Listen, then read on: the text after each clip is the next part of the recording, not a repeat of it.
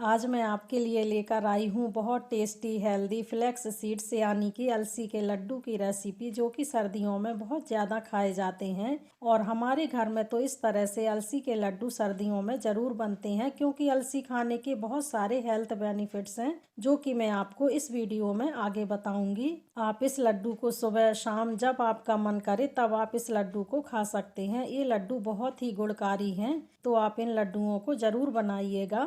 Hello everyone, मैं हूं नीलम और नीलम्स किचन फूड में आपका बहुत बहुत स्वागत है। तो दोस्तों, अगर आपको मेरी रेसिपीज पसंद आती हैं तो वीडियो को लाइक शेयर कीजिएगा, चैनल को सब्सक्राइब कीजिएगा बेल आइकन के साथ। तो चलिए मज़ेदार लड्डू बनाना स्टार्ट करते हैं। तो सुपर हेल्दी लड्डू बनाने के लिए मैंने 300 ग्राम अलसी ली है। ये मार्केट में इजीली मिल जाती है। इंग्लिश में इसे फ्लैक्स सीड्स बोलते हैं। अलसी को एक बार अच्छे से चेक कर लें, इसमें कंकड़ वगैरह कुछ भी नहीं होना चाहिए। ये जो अलसी है ना, अभी कच्ची है, तो हम क्या करेंगे, इसे रोस्ट करेंगे यानी कि भूनेंगे। तो अलसी को हम गरम कढ़ाई में डाल देंगे। अलसी को भूनने के लिए इस तरह से कोई भी मोटे तले वाली कढ़ाई ले लीजिए और अलसी को लो टू मीडियम फ्लेम पर कंटिन्यू चलाते हुए भूनना है, हाई फ्लेम पर नहीं भूनना है। अलसी खाने के बहुत सारे फ़ायदे हैं, मैं आपको कुछ मेन फ़ायदे बताती हूँ। इसमें भरपूर मात्रा में ओमेगा 3 होता है, जो हमारे हार्ट हेल्थ के लिए, ब्रेन के लिए बहुत फ़ायदेमंद होता है और थायराइड को कंट्रोल करने में भी मदद करता है।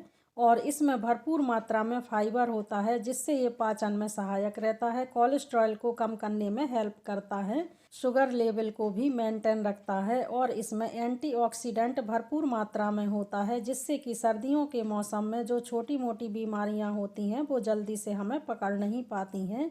तो दोस्तों, अलसी में जब इतने सारे फायदे हैं तो अलसी को अपनी डाइट में ज़रूर शामिल करना चाहिए। तो यहाँ पर अलसी भी अच्छे से भुन गई है। इसमें इस तरह से चिट चिट की आवाज़ आने के बाद अलसी को 1 से 2 मिनट और भून लेना है।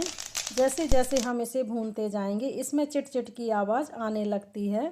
तो बस ये अलसी बढ़िया से भुन गई है और आप देख सकते हैं कि अलसी का हल्का सा कलर भी चेंज हो गया है।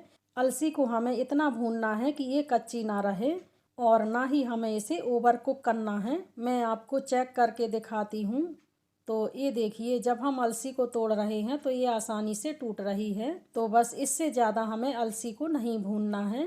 अब हम गैस की फ्लेम को ऑफ कर देंगे और अलसी को हल्का सा ठंडा होने देते हैं। तो हम अलसी को एक थाली में ट्रांसफ़र कर लेते हैं और थाली में इस तरह से फैला देंगे ताकि ये हल्की सी ठंडी हो जाए।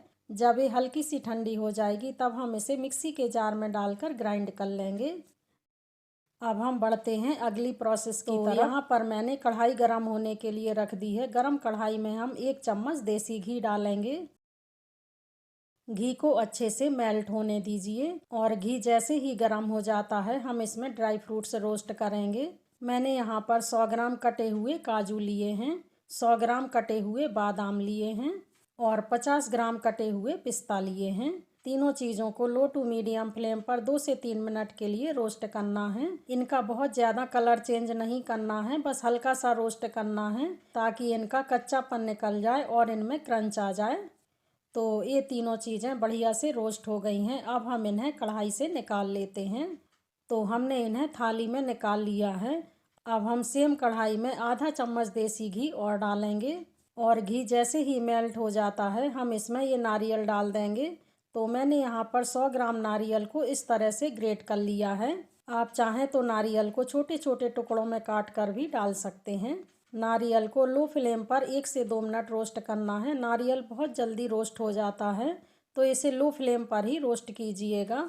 ये नारियल बढ़िया से रोस्ट हो गया है। अब हम इसे भी उसी प्लेट में निकाल लेते हैं। नारियल को भी मैंने उसी प्लेट में निकाल लिया है।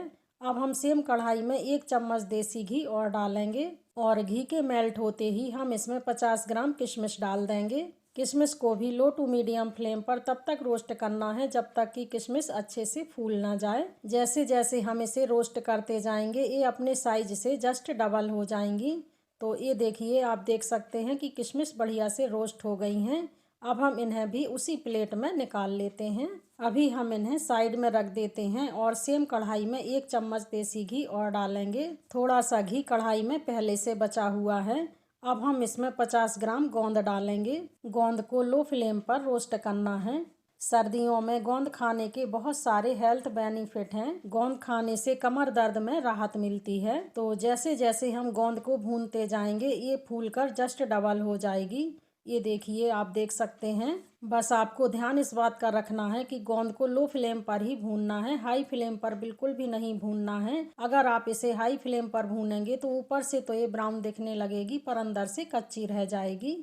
तो ये देखिए, गोंद बढ़िया से भुन गई है। अब हम गोंद को भी उसी प्लेट में निकाल लेते हैं। तो ये ड्राई फ्रूट्स बढ़िया से भुन गए हैं। अब हम क्या करेंगे, मखाना भूनेंगे। तो इसके लिए मैंने कढ़ाई को साफ़ कर लिया है और कढ़ाई में 1 चम्मच देसी घी डाल दिया है। और यहाँ पर मैंने 40 ग्राम मखाने लिए हैं। मखानों को इस तरह से छोटे छोटे टुकड़ों में काट लिया है। अब हम इन्हें घी में डाल देते हैं और मखानों को लो टू मीडियम फ्लेम पर तब तक भूनना है जब तक कि मखाने क्रिस्पी ना हो जाएं। 4 से 5 मिनट में मखाने बढ़िया से भुन जाते हैं।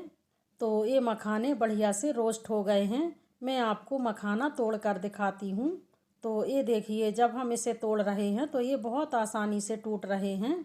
मखाने बहुत बढ़िया क्रिस्पी हो गए हैं। अब हम इन्हें भी एक प्लेट में निकाल लेते हैं। तो मखानों को भी मैंने प्लेट में निकाल लिया है। इसमें ड्राई फ्रूट्स आप अपनी पसंद से कोई और भी ऐड कर सकते हैं और इसमें से आपको जो भी ड्राई फ्रूट्स पसंद नहीं है उसे स्किप कर सकते हैं। अब हम उसी कढ़ाई में आधा कप देसी घी डालेंगे और घी को अच्छे से मेल्ट होने दीजिए। ये लड्डू ना आप देसी घी में ही बनाइएगा क्योंकि देसी घी में बने लड्डू बहुत टेस्टी लगते हैं। और जैसे ही घी मेल्ट हो जाता है हम इसमें 4 कप गेहूं का आटा डाल देंगे और आप वजन में देखेंगे तो ये 500 ग्राम आटा है। अब हमें आटे को लो फ्लेम पर कंटिन्यू चलाते हुए भूनना है। इसे हाई फ्लेम पर बिल्कुल भी नहीं भूनना है। बीच में थोड़ा बहुत आप मीडियम फ्लेम कर सकते हैं पर हाई फ्लेम कहीं पर भी नहीं करना है। अभी हमने इसमें आधा कप घी डाला है और इसे मिक्स करने के बाद अगर घी कम लगेगा तब हम इसमें और घी डाल देंगे। इसे मिक्स करने के बाद मुझे इसमें घी कम लग रहा है तो मैं क्या करूँगी, इसमें और घी डाल देती हूँ। तो आधा कप देसी घी और डाल देंगे क्योंकि आटे में हम पहले से ज़्यादा घी डाल देंगे तो हमें बाद में और घी डालने की ज़रूरत नहीं पड़ेगी और इससे लड्डुओं का टेस्ट भी बहुत बढ़िया लगेगा। तो अब हमें आटे को लो फ्लेम पर कंटिन्यू चलाते हुए तब तक भूनना है जब तक कि इसमें बढ़िया सी सौंधी सौंधी खुशबू ना आने लगे और आटे का हल्का सा कलर चेंज ना हो जाए, यानी कि आटा हल्का सा ब्राउन ना दिखने लगे। तो ये देखिए, आप देख सकते हैं कि आटे का कलर चेंज हो गया है और आटे को भूनने में तकरीबन 20 से 25 मिनट का समय लग जाता है। बस आपको ध्यान इस बात का रखना है कि इसे कंटिन्यू चलाते हुए लो फ्लेम पर ही भूनना है। ये देखिए, ये आटा बढ़िया से भुन गया है और इसमें बहुत बढ़िया सौंधी सौंधी खुशबू आ रही है। आटा जितने अच्छे से भुन जाएगा लड्डू उतने ही टेस्टी बनेंगे। तो अब हम गैस की फ्लेम को ऑफ कर देते हैं और आटे को एक थाली में ट्रांसफ़र कर लेते हैं। आटे को थाली में ट्रांसफ़र करने के बाद इस तरह से फैला देंगे ताकि ये जल्दी से ठंडा हो जाए। आटा को ना हमें पूरी तरीके से ठंडा करना है, आटा बिल्कुल भी गर्म नहीं रहना चाहिए। तो अभी हम इसे साइड में रख देते हैं। यहाँ पर हमारी अलसी भी ठंडी हो गई है। अब हम क्या करेंगे, इसे मिक्सी के जार में डालकर इसका दरदरा पाउडर बना लेंगे।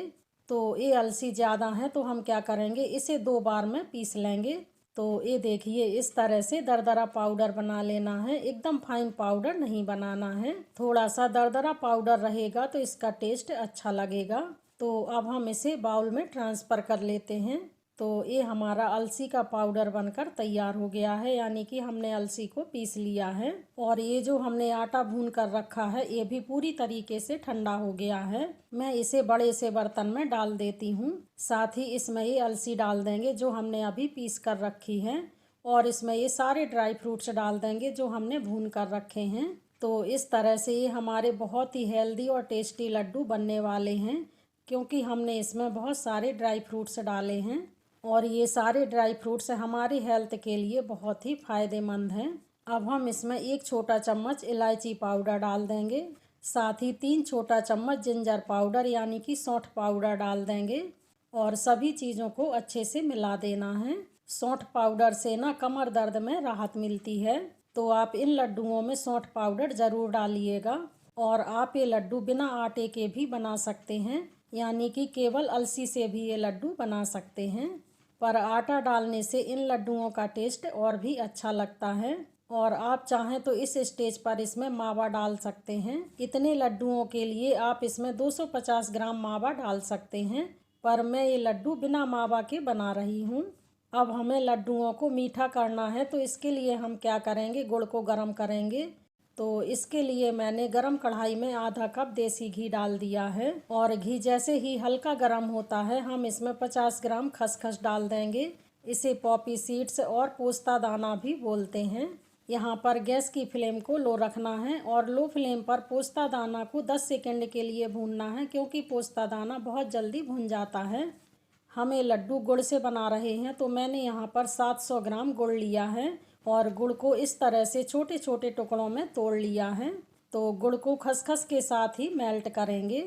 यहाँ पर गुड़ की हमें 1 तार या 2 तार की चाशनी नहीं बनाना है। बस जैसे ही गुड़ मेल्ट हो जाता है गैस की फ्लेम को ऑफ कर देना है, क्योंकि गुड़ को हमें केवल पिघलाना है और गैस की फ्लेम को लो रखना है। थोड़ी देर में आप देखेंगे कि गुड़ अच्छे से मेल्ट हो जाएगा। ये देखिए, आप देख सकते हैं कि गुड़ बढ़िया से मेल्ट हो गया है। अब हम गैस की फ्लेम को ऑफ कर देते हैं, क्योंकि हमें यहाँ पर गुड़ को पकाना नहीं है। तो ये देखिए, गुड़ बढ़िया से मेल्ट हो गया है और मैंने गैस की फ्लेम को ऑफ कर दिया है। अब हम गुड़ को 6 से 7 मिनट के लिए ऐसे ही छोड़ देंगे, ताकि गुड़ हल्का सा ठंडा हो जाए। तो गुड़ को रखे हुए 7 मिनट हो चुके हैं और आप देख सकते हैं कि ये गुड़ हल्का सा गाढ़ा हो गया है। अब हम क्या करेंगे, इसे आटे वाले मिक्सचर में डाल देंगे। अभी आपको ये गुड़ पतला लग रहा है, और जब ये गुड़ पूरी तरीके से ठंडा हो जाएगा तब हल्का सा जम जाएगा। ये देखिए, आप देख सकते हैं कि जैसे जैसे ये ठंडा होता जा रहा है जमने लगा है। इसमें ये पिघला हुआ गुड़ डालने के बाद हम क्या करेंगे, थोड़ी देर के लिए ऐसे ही छोड़ देंगे, ताकि गुड़ पूरी तरीके से ठंडा हो जाए। जब गुड़ पूरी तरीके से ठंडा हो जाए तभी इसे मिक्स कीजिएगा। ये गुड़ ना पूरी तरीके से ठंडा हो गया है। तो अब हम क्या करेंगे, इस तरह से मिक्सचर गुड़ के ऊपर डाल देंगे और इसके बाद हम इसे मिक्स करेंगे। अब हम इसे हाथों से मिक्स करेंगे तो ये अच्छे से मिक्स हो जाएगा। इसमें गुड़ आप अपने टेस्ट के हिसाब से कम ज़्यादा कर सकते हैं। तो ये देखिए, इसे हमने अच्छे से मिक्स कर लिया है। अब हम इससे लड्डू बनाएंगे। तो इस तरह से थोड़ा सा मिक्सचर हाथ में लेंगे और इसे लड्डू का शेप देंगे। बहुत आसानी से ये लड्डू बनकर तैयार हो जाते हैं। ये देखिए, ये कितना बढ़िया लड्डू बनकर तैयार हुआ है। लड्डुओं का साइज आप अपने हिसाब से छोटा बड़ा कैसा भी रख सकते हैं, और इसी तरीके से बाकी के लड्डू बनाकर तैयार कर लेंगे। बस आपको ध्यान इस बात का रखना है कि हमने इसमें आटा, गुड़ या फिर अलसी जो भी चीज़ें ली हैं बिल्कुल भी गर्म नहीं होनी चाहिए। अगर ये मिक्सचर गर्म होगा तो लड्डू बनाने में प्रॉब्लम होगी। तो ये देखिए, हमने सारे लड्डू बनाकर तैयार कर लिए हैं। बहुत ही टेस्टी और हेल्दी लड्डू बनकर तैयार हुए हैं, और आप देख सकते हैं कि ये देखने में कितने बढ़िया लग रहे हैं। मैं आपको एक लड्डू तोड़ कर दिखाती हूँ। ये देखिए, कितने सॉफ्ट लड्डू बने हैं, एकदम मुंह में घुल जाने वाले। दोस्तों, अभी सर्दियाँ चल रही हैं, तो आप भी इस तरह से ये सुपर टेस्टी हेल्दी लड्डू बनाकर ट्राई कीजिएगा, और मुझे कमेंट बॉक्स में कमेंट करके ज़रूर बताइएगा कि आपको ये लड्डू कैसे लगे। अगर पसंद आए तो अपने फ्रेंड्स और फैमिली के साथ शेयर कीजिएगा। तो फिर मिलते हैं एक नई रेसिपी के साथ। Thanks for watching.